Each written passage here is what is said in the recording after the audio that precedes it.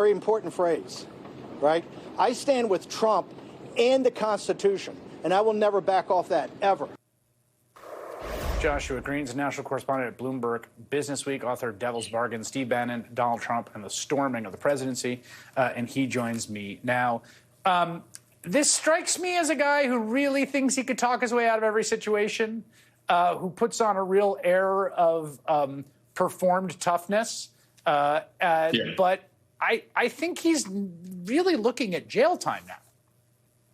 Yeah, I mean, it's kind of remarkable. It's a huge come down for Bannon. You know, he started this process last October when he was hit with the subpoena, vowing to go medieval on his enemies. That was his quote. And he said he would make it a misdemeanor from hell for the Biden administration. But, you know, he wound up not even taking the stand in his own defense today and wound up with 2 guilty charges. So I think it shows the bubble that he's been living in for the past 6 months, where, you know, all the misinformation and all the kinds of things he's been propagating. I think he sort of drank his own Kool-Aid in the end and didn't understand or didn't want to face the fact that, you know, he's in a court of law and that sort of thing isn't going to fly. And the judge made that clear, or the jury made that clear today.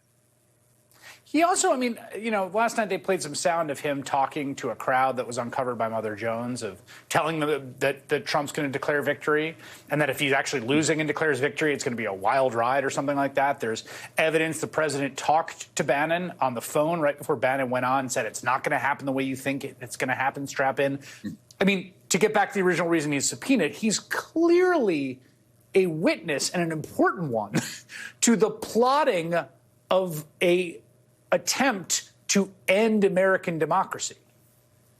Yeah, absolutely. And so the idea that he would be allowed to skate, or that he wouldn't have to face any accountability for spurning the subpoena, just sort of defies reason. I mean, I think part of what's behind this, you know, last couple of weeks, I've talked to a lot of people around Bannon, allies of his, and really nobody understands what he thinks he's doing besides using this as a platform for his own aggrandizement and to kind of boost listenership for his podcast. But one of the refrains I heard was that, you know, really until today, Bannon never faced accountability for his actions. If you remember, 2 years ago, he got criminal charges for his alleged involvement in a scheme to build a privately funded border wall. But at the last minute, he finagled a pardon from Trump.